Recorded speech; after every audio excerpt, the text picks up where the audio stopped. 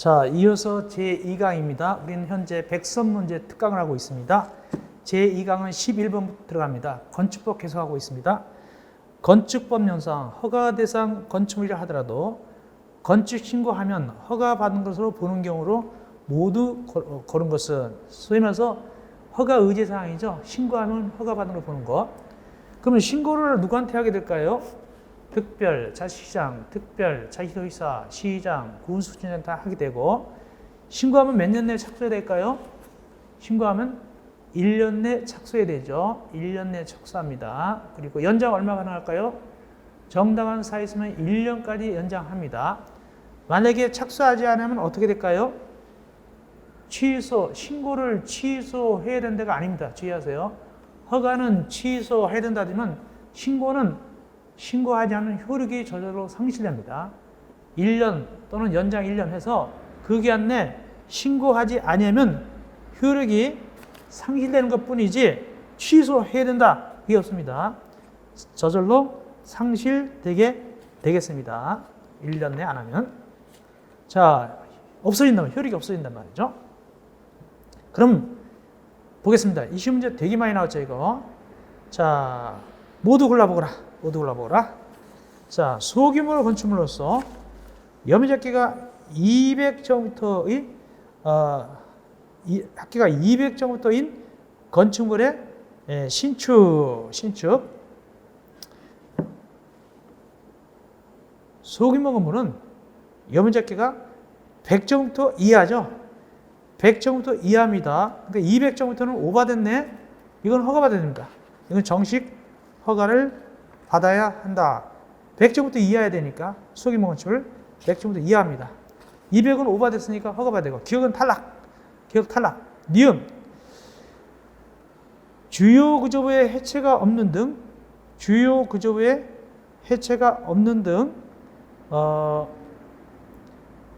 볼을 6개 수선하는 거. 자, 볼을 6개 수선하면 대손이죠. 대손.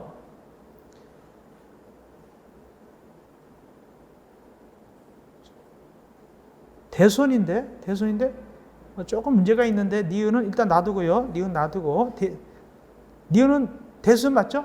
아, 요거 예, 맞습니다. 이거 특별 대손. 특별 대손 보면은 대손 중에서 특별한 대손 보면 이렇게 돼 있어요.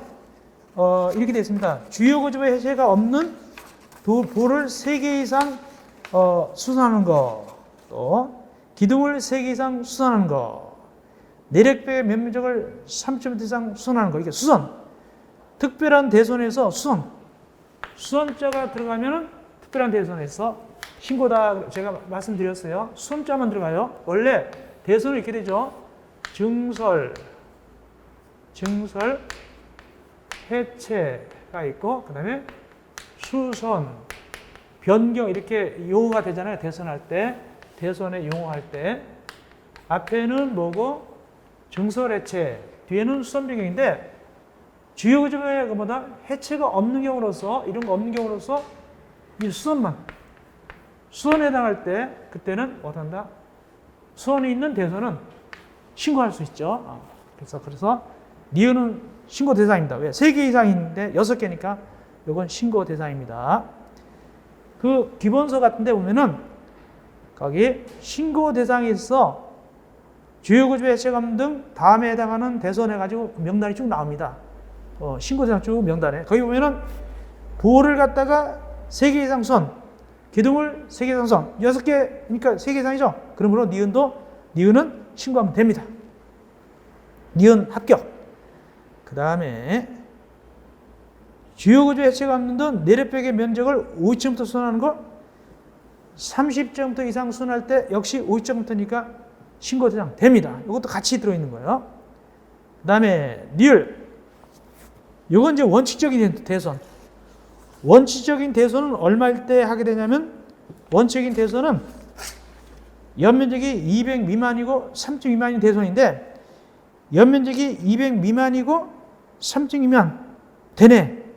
연면적이 150제곱미터니까 200 미만이죠. 3층 미만이니까 2층 되죠. 이것도 되겠습니다. 그래서 현재 니은 디귿, 니을 되네요. 니은, 디귿, 니을 합격. 마지막 미음 봅시다. 소규모 건축물인데 높이를 4m 증축하는 건축물 증축, 높이를 몇 미터 이하 증축할 때 해당될까요? 3m 이하 증축할 때 해당하죠. 그래서 3m 이하 증축할 때 해당하는 것이지 4m는 안 되겠다. 이거 오바다. 3m 이하만 되니까. 그렇다면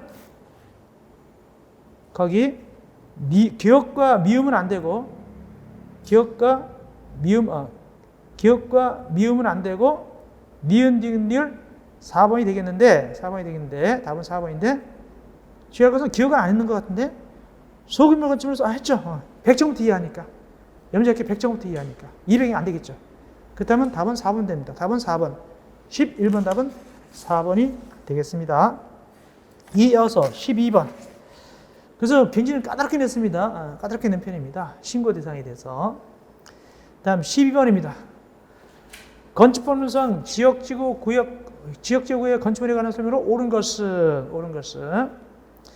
일반적으로 답을 하면 됩니다. 대지가 녹지역과 관리지역에 걸쳤다. 이때는 녹지역 안에 건축물이 방제지역에 걸치는 경우는 건축물과 대지 전부를 갖다가 방제지구에 관한 건축법 규정을 적용한다? 말이 안 되는 얘기인데 설명드리겠습니다. 1번 그림 그려봐서 설명드리겠습니다. 1번 틀렸는데 맞는 거로 봅니다. 1번 그림 그리겠습니다. 이겁니다.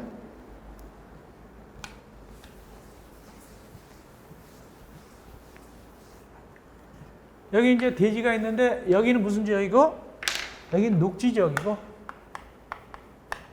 여기는 관리 지역이고 이렇게 돼 있다는 얘기죠. 녹지역과 관리 지역으로 걸쳐져 있죠. 그러면 법규정 어떻게 해야 됩니까?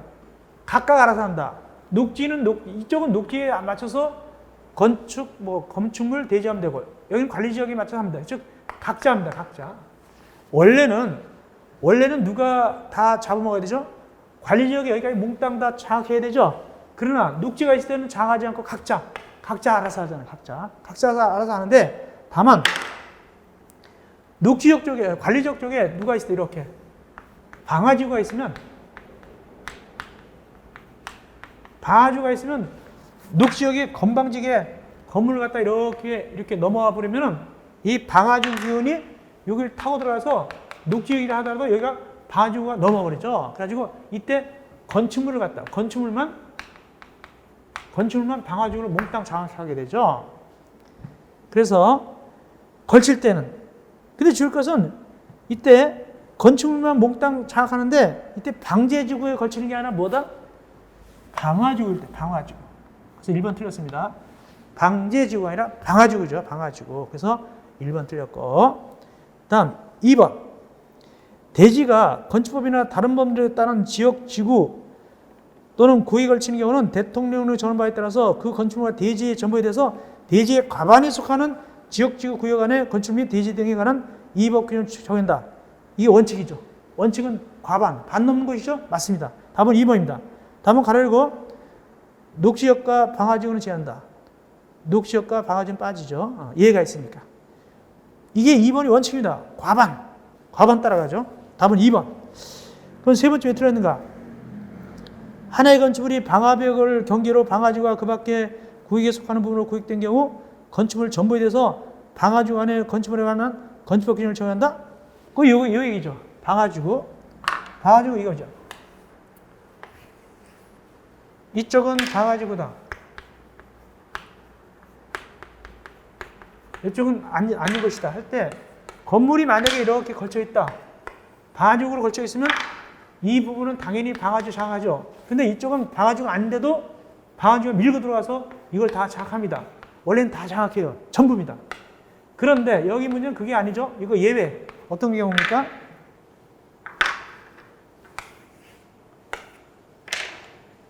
이렇게 돼 있는데 이게 여기 장악했죠. 근데 내려오려고 그러는데 밀고 내려오려고 그러는데 거기 뭐가 막혀 있다고 했어요. 여기가 뭐다? 여기 방화벽으로.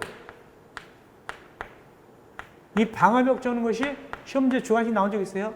방화벽으로 구획되어 있으면 이 빨간 기운이 방화지구의 기운이 내려온다 못 내려온다?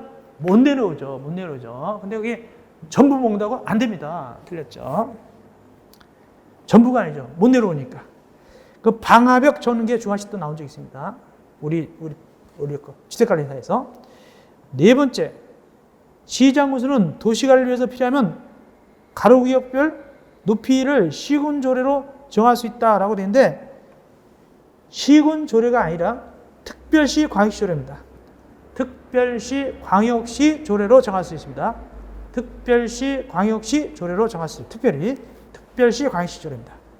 다섯 번째, 일반 사업장에서 건축물을 띌 때 일조 확보할 때 인접대 경에서부터 1.5m 이상 떼어야 한다.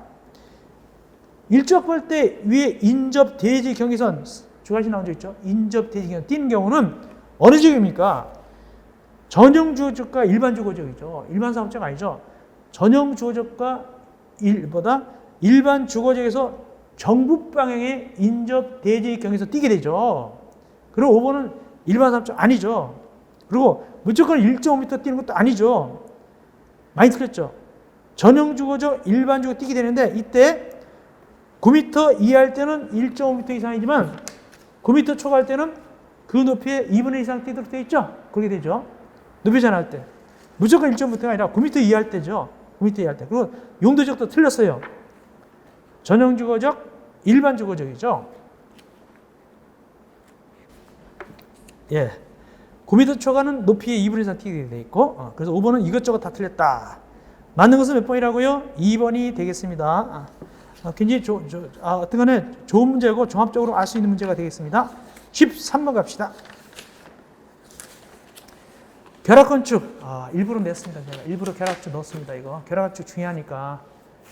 그래서 일단은 건축협정이 더 잘 나와요. 아까 했던 건축협정이 더 잘 나오고, 혹시 이거 이제 히든카드로 결합건축, 혹시 어렵게 나오면 결합건축이 또 혹시 튀어나올 수도 있어요. 튀어나오는 거 있죠. 그래서 이게 보겠습니다. 결합건축. 이걸 한 번 정도는 봐야 돼요. 결합건축. 일단은 결합건축은 뭘 결합한다는 얘기입니까?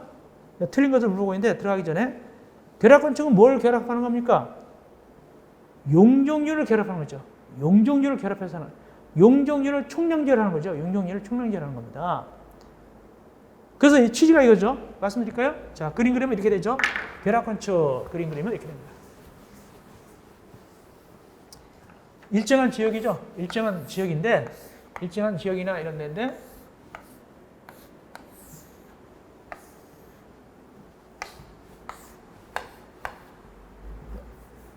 얘가 이제 개발할 수 있는 지역입니다. 여기 일정한 지역에서 결합건축할 수 있는 곳입니다. 그럴 때 이제 이게 이제 대지가 이렇게 있으면, 만약에 여기가 이 지역이 만약에 용적률만 결합합니다. 용적률이 400%다라고 돼 있으면 이쪽이 다.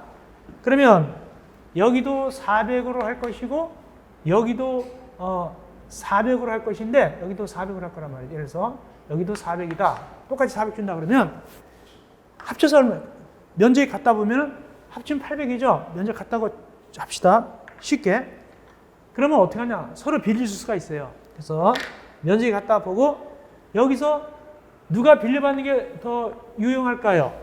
여기 4거리, 여기 3거리인데 어디서 빌려받는 게 더 유용하다? 같은 400이면은 이 A 땅에서 A하고 B, A가 B의 걸 빌려 쓰는 게 유용해요. 여기가 땅값도 비싸니까. 여기가 용적이 높아지고 땅값 비싸고 임대를 많이 받으니까. 그러니까 B가 300으로 줄이고 A가 500으로 늘린단 말이죠. 이런 것이 바로 결합건축입니다. 그럴 때 2개 결합할 수도 있고 3개 이상 할 수도 있어요. 결합은 2개 결합하는 경우도 있고 3개 이상 결합하는 경우도 있습니다. 보통은 2개 결합하고 3개 이상 결합하는 경우도 있어요. 이때 이 거리가 보통 2개일 때는 이 거리가 몇 미터 이하야 되냐? 여기서 여기까지 거리가 결합할 때는 너무 멀리 떨어지면 결합할 수가 없죠. 몇 미터 이하 됩니까? 100미터 이하일 때.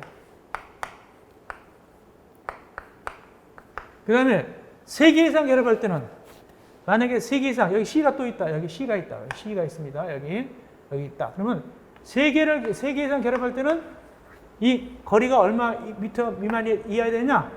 500m 이하. 500m 이하야 됩니다. 그리고 이제 이 겉에 이 도로가 12m 이상이고 12m 이상으로 둘러싸야 돼요. 12m 이상 둘러싸야 되고 안에 도로는 12m 되면 안 되고 조그만 도로는 12m 되면 안 됩니다. 자, 가장 대원칙. 결합건축은 용적률을 결합하는 것이다. 주고받고 하는 겁니다. 봅시다. 틀린 거. 1번.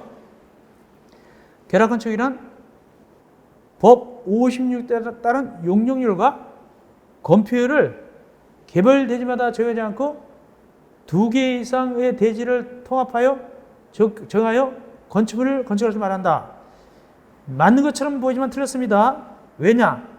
건폐율은 결합하는 게 아니에요. 건폐율은 결합하지 않습니다. 용적률만 결합합니다. 그래서 1번이 틀린 겁니다. 1번이 틀렸습니다. 용적률만 개별 대지마다 정하지 않고 합쳐서 2개 이상 합쳐가지고 정하는 겁니다. 용적률만. 건폐율 빠집니다. 1번 틀렸습니다. 2개 이상이므로 법에서는 2가지 나누고 있습니다. 2개 결합하는 것과 3개 이상 결합하는 걸 나눠서 얘기하고 있습니다. 다음 두 번째. 그래서 국토법상 36도에 따라서 지정되는 사업지역에서 대지 간의 최단 거리가 100m 이내일 때는 대통령령으로 정한 범위에서 2개 대지를 갖다가 건축가 서로 합의할 때 2개 대지를 갖다가 결합할 수 있다. 2개 대지의 거리는 100m 이내입니다. 2개 대지. 다음 세 번째. 예조로 3개 이상 할 수 있는데 그건 예입니다. 예로 3개 이상 결합하는 어떤 경우냐? 국가, 지방자치단체 또는 공공기관이 소유 또는 관리하는 건축물과 결합하는 경우는 위 이에 해당하는 지역에서 사업적 같은 그런 개발한 지역에서 대통령령으로 정하는 법에 있는 3개 이상도 결합할 수 있어요. 3개 이상의 대지의 건축 등이 서로 합해서 3개 이상 대지를 갖다가 결합할 수도 있다. 어떤 경우? 국가, 지방자치단체, 공공기관이 소유하나 관리하는 건축물과 결합할 때. 그 3개까지 가능합니다. 네 번째. 위 3개 이상 결합할 때는 최단 거리가 몇 미터 이내야 되냐?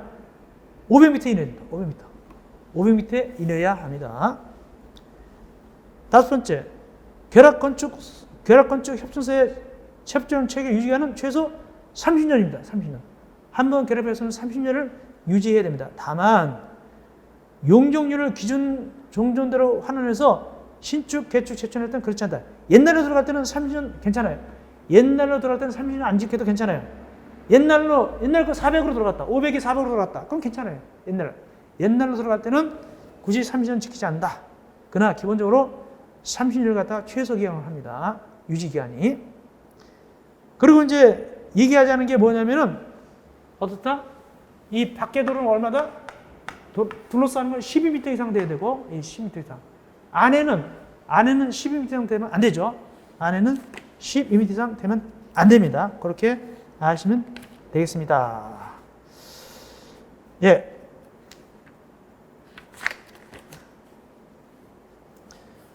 결합건축은 혹시 나올 수 있어서 봐드렸습니다. 시험은 언제 나온 적 있냐? 몇 년 전에 시험은 이렇게 나온 적 결합건축 이렇게 중화식 나온 적 있어요. 결합건축 이렇게 결합건축. 용적률을 묶은 걸 뭐라고 하냐? 결합건축 이렇게 나온 적이 있습니다. 중화식으로. 다음 14번 갑시다.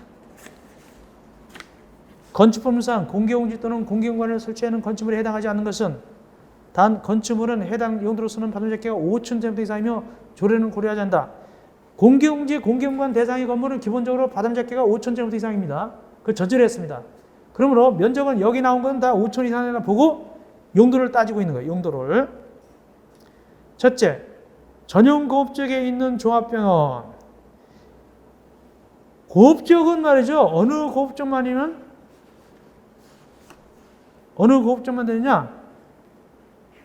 준고업지역만 되죠. 준고업지역만 되게 됐습니다. 공개공지 대상에 있어서 준고업지역만 대상이 됩니다. 준고업지역만 대상이 되겠습니다.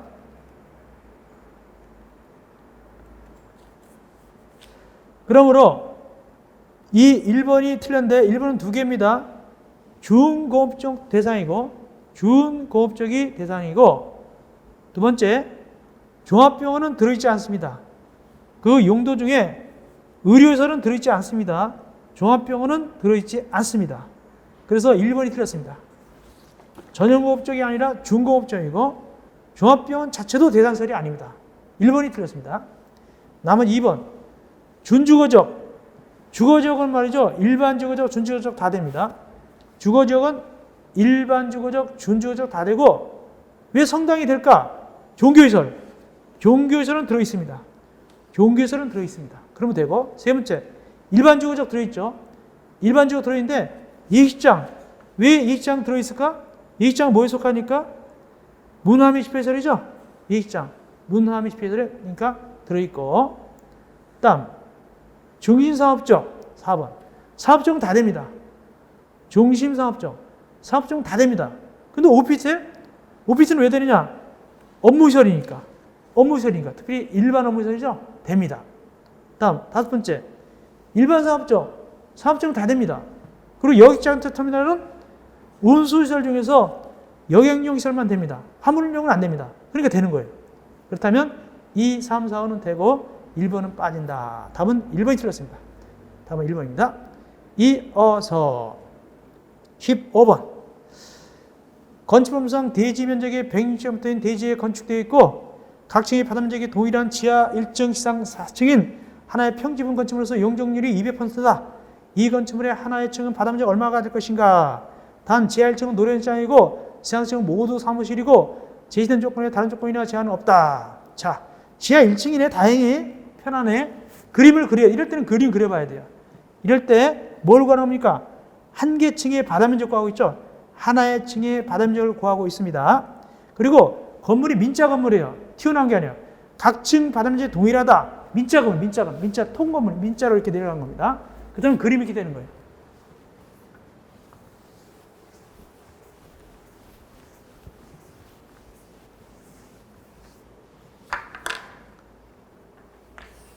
자, 지하 1층, 지상 몇 층입니까? 지상 4층? 지상 4층. 그리고 민자 건물에 똑같아요. 바닥면적이 똑같습니다. 뭐 이렇게 된 것들이 이런 건물이 아니에요. 그냥 똑같아요. 똑같다고 돼 있어요. 조건이 바닥면이 똑같다. 근데 여기 노래방이에요. 이거 노래방이고. 자, 그럼 일단은 거기 뭐가 들어있냐면 건표를 줘야죠. 용적률 줘야죠. 용적률. 그 용적률 공식 해봅시다. 일단은 용적률 공식, 용적률 대지 면적에 대한 무슨 비율입니까? 연면적의 비율입니다. 연면적 비율이죠. 근데 이 연면적에서 뭐는 뺀다? 지하층은 뺀다. 지하층 빼도록 돼 있죠. 지하층 뺍니다. 자, 바닥면적이 하나에 얼마씩, 이게 다 똑같다고 그랬죠. 근데 지하층은 노래방인데 이건 뺍니다. 이건 빼버립니다. 이건 안 들어갑니다. 그렇다면 이게 여기가 다 사무실이라고 해서 사무실이라고 그랬어요. 사무실. 자, 대지 면적 얼마나 주어졌습니까? 대지 면적이 160. 이게 160입니다. 용적률이 얼마나 주어졌습니까? 200%? 이게 이제 2죠. 그렇다면 연면적이 얼마나 계산합니까? 2배니까 320이 되겠죠? 연면적이 320입니다. 그런데 이때 지하층을 뺍니다. 그럼 4개 층만 계산해요. 1, 2, 3, 4. 4개 층의 연면적이 320이라는 얘기지 지하층 빼버리니까. 그렇다면 320 나누기 4개 층이니까 얼마다? 80. 한 개 층당 80점씩 올라가게 되네요. 답은 80. 답은 몇 번이다?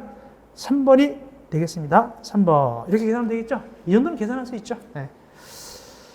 이건 뭘 할 수 있냐? 첫째, 여긴 두 가지 알아야 돼요. 용적률 공식. 둘째, 지하층은 연면적에 들어간다, 안 들어간다? 용적률 할 때 안 들어간다. 이걸 알고 있어야지 풀 수 있는 것이죠. 넘어갑시다. 16번 갑시다.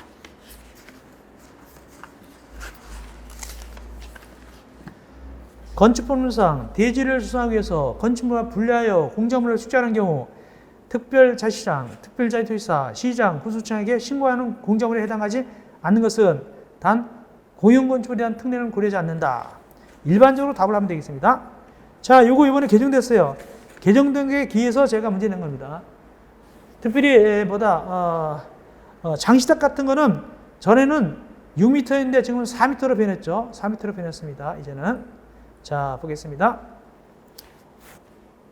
최근에 개정된 걸 반영했습니다. 첨탑이 새로 들어갔고, 장시탑은 전에는 6m 넘는이었는데 지금은 4m 넘는으로 개정됐습니다. 첨탑이 새로 들어갔고, 첨탑도 4m 넘는 됐고. 봅시다. 자, 해당하지 않는 거. 1번. 지하대표. 지하대표는 얘네랑 똑같죠? 어떻게 했죠? 36km 도망간다 해서 갔더니 6은 빠뜨려서 30이다. 30점부터 넘는이죠? 1번. 30점부터 넘는 지하대표. 그러므로, 오케이. 33이니까 되겠죠? 30 넘으니까 대장이 되고. 두 번째, 첨탑. 첨탑 이온에 새로 들어갔어요. 첨탑이 4m 넘을 때 들어가요. 4m 넘을 때 첨탑이 새로 들어갔는데 4m는 이건 신고 안 해도 되겠네? 2번입니다. 답은 2번. 첨탑이 4m 넘어야 돼요. 4m는 안 돼요. 답은 2번이고. 세 번째, 굴뚝. 굴뚝은 옛날하고 똑같아요. 6m 넘는. 6m 넘는 이거 됐고. 네 번째, 통신연 철탑. 통신연 철탑. 상업적. 이것도 6m 넘는죠? 6m 넘습니다. 6m 넘는 이거.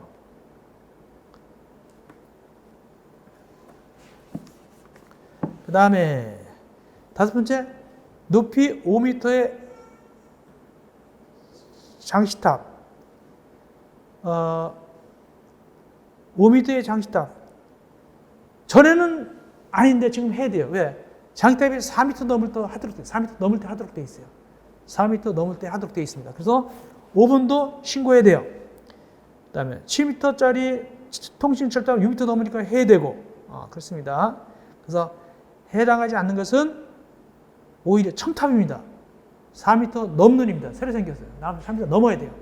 좀 약간 까다롭습니다. 새로 개정된 걸 다 반영했습니다. 다음 7번입니다. 7번입니다.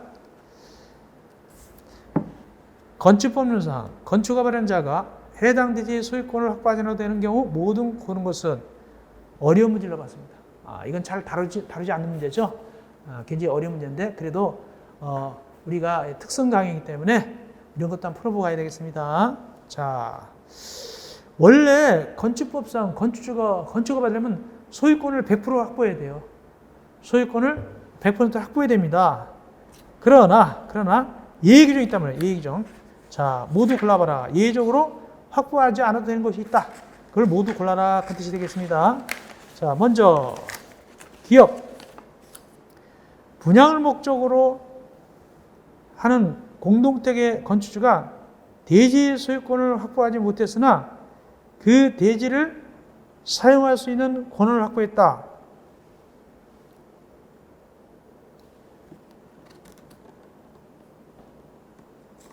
일단 넘어가고 두 번째, 건축주가 건축 허가를 받아 주택과 주택의 시설을 동의건축물로 건축하기 위해서 거기 주택법 21조를 준용한 대지의 소유권, 소유 등을 권리관계를 갖다가 증명했다.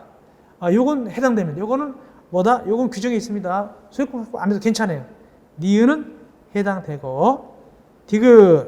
이거 이제 공유건물이죠. 공유건물. 공유건물일 때도 역시, 얼마 이상이 동의되냐? 100분의 80 이상이 동의됩니다. 100분의 80 이상이 동의해야 되겠습니다. 100분의 80 이상이 동의하면 되겠습니다. 즉, 디귿을 그리겠습니다. 디귿도 중요하죠. 오히려 여기는 디귿을 갖다가 표적으로 해서 문제를 만든 겁니다. 디귿을 기준으로 한 겁니다. 자, 만약에 이렇게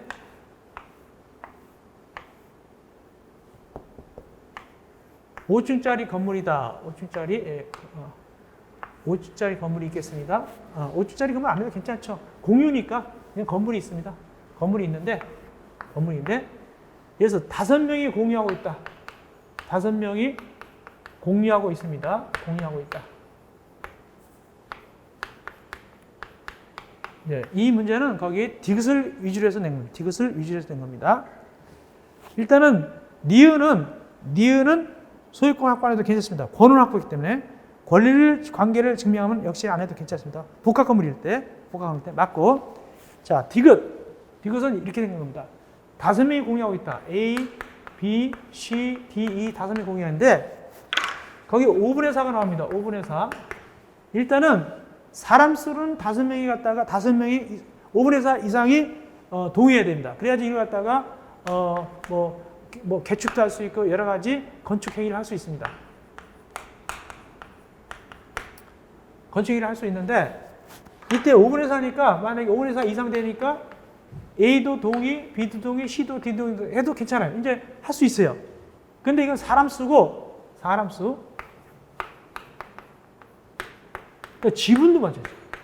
지분도 5분의 4 이상 돼야 돼요. 만약에 A가 지분을 갖다가 30% 갖고 있고 여기 20, 20, 20, 그 다음에 E가 30%를 갖고 있다. 그러면 사람 수는 5분의 4 되긴 됐죠. 근데 지분 따져보니까 30, 90, 여기야?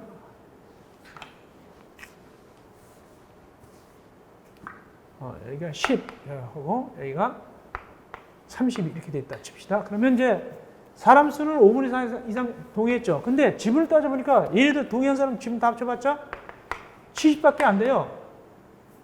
10이 모자르죠. 5분의 4가 안 되잖아요. 이런 식으로 하면 안 돼요. 그러니까 사람 수도 5분의 4 이상이고 지분도 5분의 4 이상 돼야 돼요. 그러니까 결국 2가 꼭 들어가 있네. 2가 들어가야지만이 5분의 4 이상 될 거 아닙니까? 혹시 A가 빠져도 이렇게. 그래서 그럴 때 대지 소유권을 확보 안 해도 괜찮습니다. 즉 읽어드릴게요. 건축주가 건축물의 노후화 또는 구조 안전 등 문제 등을 대통령이 정하는 사유로 건축물을 신축, 개축, 재축, 리모델을 하기 위해서 건축물 및 해당 대지 공유자 수의 100분의 80 이상 동의받고, 근데 사람 수만 4명 된다고 되는 게 아니에요. 그 옆에 또 있어요. 동의한 공유 지분의 합계가 전체 지분의 100분의 80 이상 돼야 돼요. 그러므로 이건 좀 조정이 돼야 되겠죠. A, B, C, D만 안 되면 얘네만 동의해도 되는 게 아니죠. 이 때문에 안 되겠네요. 그러니까 100분의 사람 수도 5분의 4, 100분의 80, 100분의 80, 지분도 100분의 80. 그럴 때는 대지사유권을 갖다 확보하지 않아도 되는데, 자, 니은디 것은 해당됩니다. 안 해도 됩니다. 근데 기억은 왜 틀렸냐? 일반 건축물은 사용권을 확보하면 됩니다. 일반 건축물은 사용권을 확보하면 되겠지만 공동택, 분양목적 공동택은 예외입니다. 건축법상 분양목적 공동택은 예외하도록 되어 있습니다. 일반적인 건축물은 사용권을 확보하면 괜찮습니다. 그러나 분양하는 공동택은 안 됩니다. 안 되도록 되어 있습니다. 그래서 기억이 틀렸다. 규정이 그대로 있습니다. 규정이 그대로 있게 되겠습니다. 좀 어려운 걸 해봤습니다. 어려운 거. 우리가 할 것은 이게 가장 중요합니다. 그리고 100분의 80, 5분의 4 나오지 않고 여기 나온 대로 100분의 80이라고 외우는 게 좋겠네요. 사람 수도 100분의 80, 지분도 180 이상일 때, 개축 같은 거 할 때, 이거 건축행위 할 때 소유권 확보를 갖다가 안 해도 괜찮습니다. 이렇게 동의받으면은. 다음 18번. 건축법상 이행강경 산정에 의해서 위반 내용에 따라서 곱하는 비율이다. 옳게 순서대로 나열한 것이다. 나열한 것은 조례로 고려하지 않는다. 자, 이건 뭘까요? 이 얘기는 뭐냐면은 이행강경은 반복해서 부과하죠. 이행강제금은 반복해서 부과하는데, 이때 이행강제금에 있어서 100분의 50 기준이 있고 100분의 10 기준이 있죠. 부가 금액 비율이 100분의 50 기준 할 때는 거기다가 면적을 곱하고 또 요거에 따라 요 비율을 또 곱해야 돼요. 100분의 50을 기준할 때는 면적에다가 또 요것도 곱해야 됩니다. 요것도 100분의 50으로 끝나는 것이 아니라, 그래서 건폐율 할 때는 얼마 곱하고 용률이 얼마 곱하느냐 그 뜻이죠.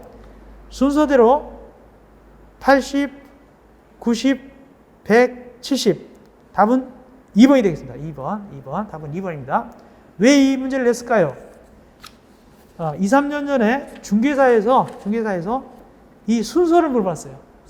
숫자는 안 물어보다가 순서를 따지면은 뭐부터 순서가 나옵니까? 허가 안 받은 거, 그 다음에 용적률 초과한 거, 그 다음에 건폐율 초과한 거, 그 다음에 신고 안 받은 거, 이 순서죠. 순서를 물어봤어요. 저는 한술 더 떠서 이 퍼센트까지 물어봤어요. 퍼센트까지 좀 더 열심히 공부하시라고 퍼센트까지 고려했습니다. 원래 이행강제 비율은 100분의 50과 100분의 10짜리가 있는데, 이건 100분의 50짜리와 관련된 얘기입니다. 100분의 50짜리하고 관련된 얘기가 되겠습니다. 이어서 19번 가겠습니다. 19번 가겠습니다. 건축물상 건축물의 구조 재료 등에 관한 설명으로 옳지 않은 것을 틀린 거 고른 거죠. 첫째, 건축물은 고정하중, 적지하중, 적설하중, 풍압, 지진, 그 밖에 진동, 충격 등의 안전한 구조 가져야 된다. 맞죠. 두 번째, 지방자치단체장은 구조 안전 확인 대상물에 대해서 건축하는 경우 내진 성능 확보를 여부를 확인해야 된다. 이런 규정이 있습니다. 내진 성능, 지진. 맞고. 세 번째, 국토교통장관은 지진일부터 건축물의 구조 안전을 확보하기 위해서 건축물의 용도, 규모 및 설계 구조의 종류에 따라서 내진 등급을 설정해야 됩니다. 맞고. 네 번째, 연면적 200제곱미터인 목구조를 건축할 때는 사용 승인을 받는 즉시 내진 능력을 공개한다. 이 내진 능력 공개 대상은 건축 설계자한테 확인받아서 구조 확인받는 거 똑같아요. 대상이. 내진 능력 공개 대상은 우리가 일반적으로 있죠. 거기 건축주가 설계자한테 구조 안전 확인 받아가지고 착공 신고할 때 허권지 제출하는 거 있죠. 허권지 제출하는 거. 그거 똑같아요. 층수 몇 층이죠? 보통 몇 층이죠? 층수가 2층이죠? 목구조 몇 층이죠? 3층. 그 다음에 여기 연면적 보통 얼마죠? 200이죠? 목구조는 얼마죠? 500이잖아요. 500. 목구조는 500이죠. 그러므로 4번 틀렸습니다. 4번이 틀렸다. 500입니다. 답은 4번. 다섯 번째, 국가 또는 지방자치단체는 건축의 소유자나 관리자에게 피난시설의 설치, 계량 부수 등 유지 관리에 대한 기술 지원을 할 수 있다. 맞습니다. 답은 4번. 4번입니다. 좀 생소한 규정을 해봤습니다. 특히할 것은 내진 능력 공개 대상은 일반적인 건축 구조 확인 대상하고 똑같습니다. 이어서 20번 피난시설. 피난시설로 맞는 것을 골라보거라. 천천히 보겠습니다. 1번 건축물의 피난층, 직접 사원으로 통하는 출입가층 및 초고층 건축물의 피난 압력을 말한다. 외층에서는 피난층 또는 지상층으로 통하는 지통계단, 경사를 포함해서 거실의 각부부터 계단, 거실부터 가장 가까운 계단을 말합니다. 이르는 보행거리가 25m 이하가 되도록 하는 것이 원칙이다. 원래 얼마가 되도록 합니까? 30m 이하죠. 30m 이하가 되도록 하는 것이 원칙입니다. 1번 틀렸고, 이건 중개사에 나왔어. 중개사에서 30m 이하 이거 나왔습니다. 1번 틀렸고 25m가 아니라. 두 번째, 위의 경우 자동화 생산시설에 스프링클러 등 자동식 소화 설비를 설치한 공장으로서 국토교통부를 정하는 공장일 때는 그 보행거리가 75m, 무인 자동화는 100m 이하가 되도록 한다. 2번이 맞습니다. 답은 2번 맞고. 세 번째, 왜 틀렸을까? 위 1의 경우 건축물의 주요 거주부가 내하고 또는 불연전된 건축물은 그 보행거리가 40m, 층수가 16 이상일 때는 30m 이하가 되도록 설치할 수 있다. 되는데 괄호 밖에는 50m입니다. 괄호 밖에는 50m, 16층 이상 공동택은 40m입니다. 그렇게 고쳐야지 만다. 그래서 50, 40, 40, 30이 아니라 50, 40인데 거기 층수가 16층 이상 공동택 40m로 고치고 그것이 주택가에서 나온 적이 있습니다. 주택가에서 나온 적이 있다. 요거 가로가 주택가에서 나왔습니다. 30m가 아니라 40m죠. 틀렸고. 네 번째 왜 틀렸을까? 옥상, 광장 또는 2층 이상 층에 있는 노대 등의 난간 높이는 1.5m 이상으로 한다. 다만 노대 등에 출입할 수 있는 구조대는 괜찮다. 1.5m 이상이 아니죠. 난간 높이 1.2m 이상. 이거 시험지 많이 나왔죠. 1.2m 이상. 주택법상 주택건설 기준 등에 의하면 거기서는 120cm 이상이죠. 120cm 이상. 다음 다섯 번째, 11층 이상 건축물로서 평지부인 경우 11층 이상 제 바람잡기가 1만 제곱미터 될 때는 옥상에는 헬리포트를 설치하여야만 한다. 틀렸어요. 왜 틀렸을까요? 평지부이라 하더라도 꼭 헬리포트 설치하는 건 아니에요. 헬리포트를 설치하거나 헬리콥터를 통한 인명을 구조할 수 있는 공간 확보하면 돼요. 인명 구조 공간 확보해도 괜찮아요. 꼭 설치하는 건 아니에요. 원래 대상은 대장이죠. 그러나 헬리포트를 갖다가 설치할 수도 있고 인명 등을 구조할 수 있는 공간을 확보해도 괜찮아요. 그래서 5번 틀렸다. 많은 것은 2번이 되겠습니다. 틀린 이유를 말씀드렸습니다. 여기까지 우리가 이제 건축법을 갖다가 좀 어려운 것들, 생소한 것들 그걸 열심히 해봤습니다. 이제 쉬었다가 제 3강에서는 주택법을 갖다가 공부하면 되겠네요. 여러분 고생했습니다. 제 3강 주택법에서 만나 뵙겠습니다.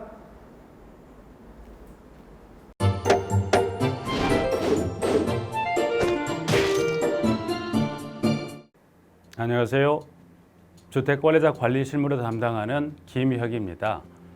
주택관리자 공부를 하다 보면 방대한 양의 자료를 봐야 합니다. 하지만 그것을 일일이 다 출력을 하거나 보관을 하는 데는 불편함이 있습니다. 이를 해소하기 위해 핸드폰을 활용할 수 있는데요. 네이버 밴드라는 어플을 통해 필요한 자료를 보거나 다운받을 수 있습니다. 이 네이버 밴드를 활용하는 방법을 알려드리도록 하겠습니다. 1단계 네이버 밴드 어플을 다운받는다.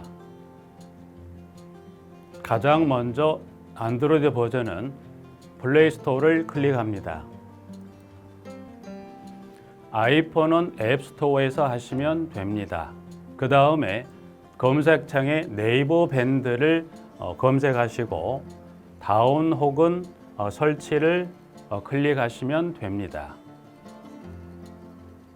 2단계 밴드 어플에서 주수모를 검색한다.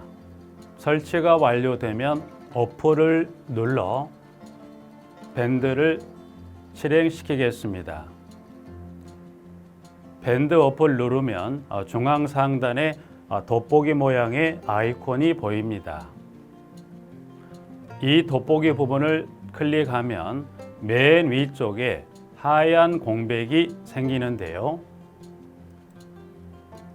이곳을 눌러 주수모라고 검색을 합니다.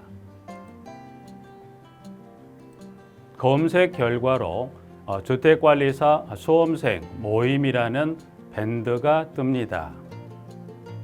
검은색 바탕에 흰 글자의 밴드입니다. 여기를 누릅니다. 3단계 해당 주수모 밴드로 들어간다. 이 밴드는 주택관리사 공부하는 수험생들을 위한 밴드입니다. 수험생들을 위한 시험 정보나 자료가 업로드되어 있어 공부할 때 활용할 수 있는 밴드입니다. 보시는 것과 같이 공지사항이나 강의 자료가 제공되고 있습니다.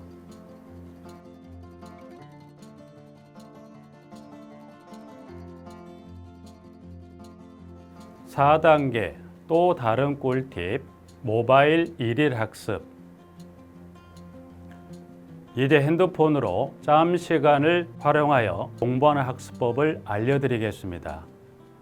자료 페이지에서 뒤로 가기를 누르면 처음 봤던 페이지가 뜹니다. 여기서 내려가 보세요. 모바일 일일 학습이란 코너가 보입니다. 이 부분을 누르면 교수님들이 매일 업데이트하고 있는 강의 자료들이 보입니다. 핵심 부분이라고 할 수 있는 문제들이 나열되어 있고요. 더 아래로 내려가면 정답과 해설 부분이 있습니다. 맨 아랫부분을 보시면 이렇게 댓글 쓰기도 남길 수 있고요. 스마일 부분을 눌러 좋아요 표시할 수도 있습니다. 짬을 내어 스스로 학습한 뒤 모르는 부분을 질문할 수도 있고 하루 동안 공부했던 것을 정리하거나 공부한 소감을 적으실 수 있습니다. 지금까지의 과정과 같이 주수모 밴드에 가입 시 매월, 매주, 매일 업데이트되는 다양한 양질의 자료들을 접하실 수 있습니다. 꼭 가입하시어 좋은 자료 많이 받으시고 여러분이 합격하시기를 진심으로 기원하겠습니다. 공동주택 관리실무 김혁 교수였습니다. 감사합니다.